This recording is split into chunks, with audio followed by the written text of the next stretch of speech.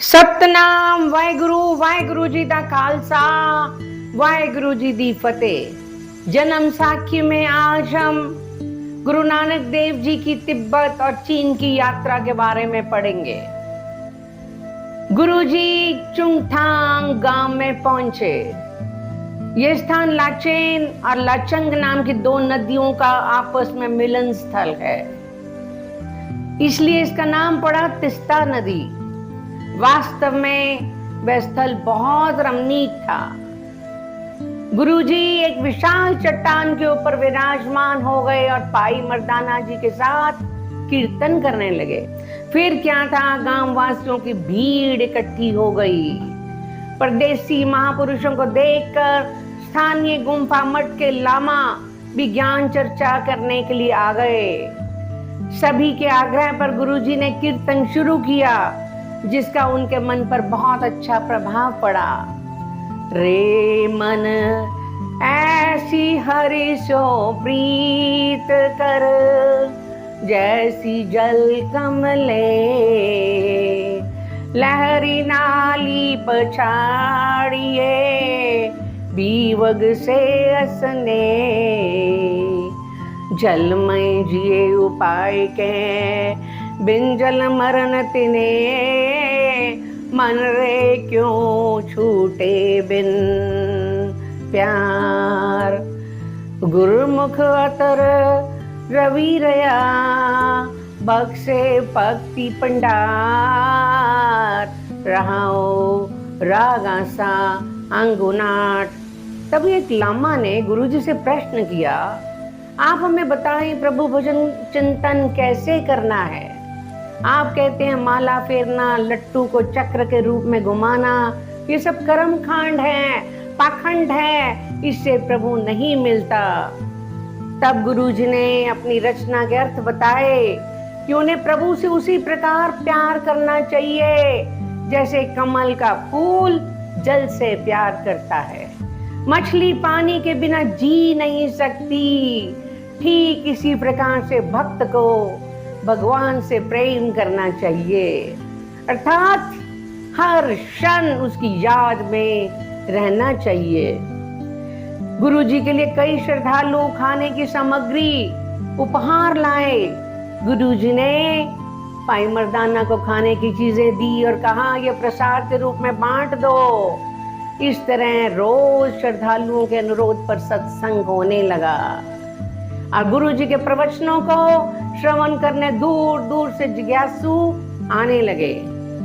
आम जनता में उनके प्रति बहुत श्रद्धा हुई। उन्होंने गुरु दीक्षा ली और आध्यात्मिक शंकाओं के समाधान प्राप्त कर आपके परामर्श के अनुसार जीवन जीने का संकल्प लेकर गुरमत जीवन जीने लगे। वहां के लोगों के पास अनाज की कमी थी, इसलिए मांस खा के गुजारा करते थे। आपने इस समस्या के समाधान के लिए वहां के किसानों को पंजाब की तरह विकसित धन उगाने की विधि खुद खेतों में जाकर हल चलाकर बुआई करके सिखाई, जिससे वहां पर अनाज के भंडार हो गए, लोग आत्मनिर्भर हो गए और आप उनके बीच में बहुत प्रिय हो गए, जिस कारण वे लोग आपको नानक लामा कहकर पुकारने लगे। आप द्वारा बनवाई गई धर्मशाला का नाम रखा गया नानक लामा। इसके बाद गुरुजी लाचुंग से तत्ता पानी नामक झील से होते हुए पर्वतों के उस पार तिब्बत की ओर चले गए।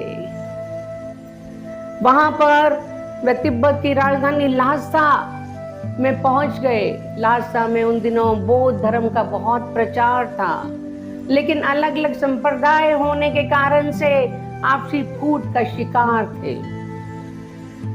एक पीली टोपी पहनते थे जो साकार में विश्वास करते थे, महात्मा बुद्ध की मूर्ति बनाकर पूजा करते थे। दूसरे थे कर्मापा, निराकार प्रभु की उपासना में विश्वास रखते थे, लाल टोपी पहनते थे।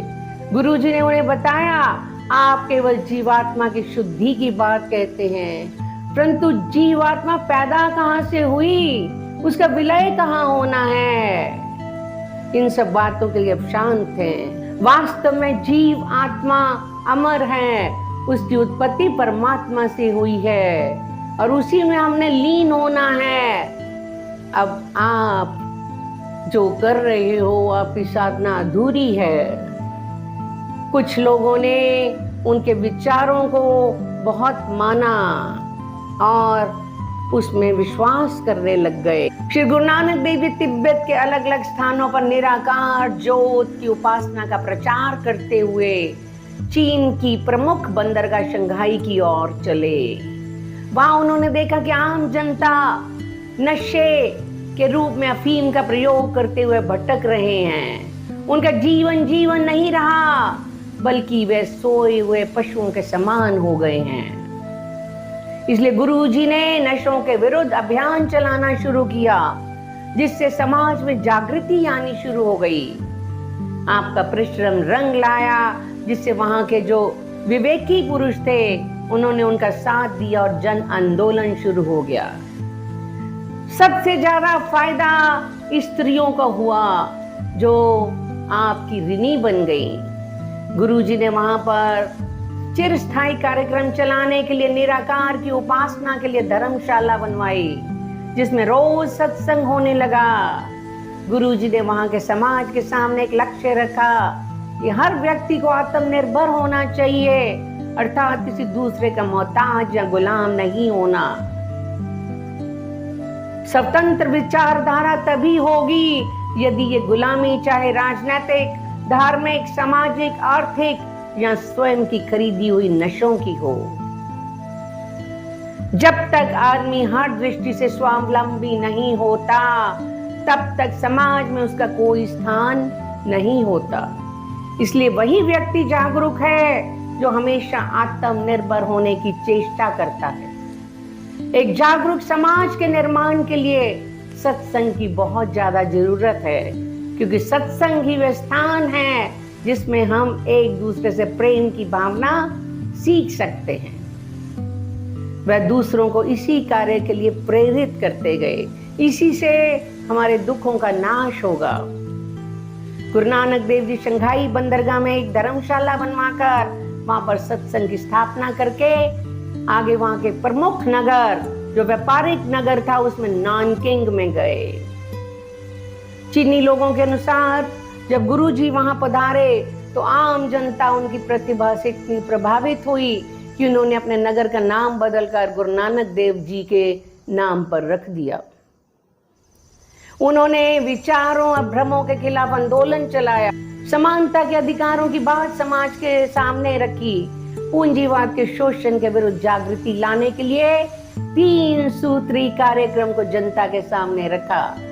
किरत करो, वंड छको और नाम जपो, यानी ईमानदारी का कर्म करो, बांट के खाओ और परमात्मा का नाम जपो। जिस कारण गुरुजी को बहुत सफलता मिली और जल्दी ही वे लोकप्रिय हो गए। चीनी भाषा की अनभिज्ञता के कारण से हमारे इतिहासकारों ने गुरु नानक देव जी की चीन यात्रा पर खामोशी धारण कर रखी है। पर जब सन 1950 में पंडित जवाहरलाल नेहरू चीनी प्रधानमंत्री चू एन लाई से पीकिंग में मिले तो उन्होंने पंडित जी से कहा कि हमारे सांस्कृतिक संबंध तो बहुत पुराने हैं। गुरु नानक देव जी यहाँ पर आध्यात्मिक उपदेश देने लगभग 450 साल पहले आए थे। उनकी विचारधारा की अमिट छाप आज भी हमारे समाज में देखी जाती है। उनकी यादगारें हमारे संग्रहालयों में आज भी सुरक्षित पड़ी हैं। सच में गुरु नानक देव जी ने दुनिया में घूम घूम कर लोगों को आत्मनिर्भर होने का प्रचार किया। सतनाम वाहिगुरु, वाहिगुरु जी दा खालसा, वाहिगुरु जी दी फतेह।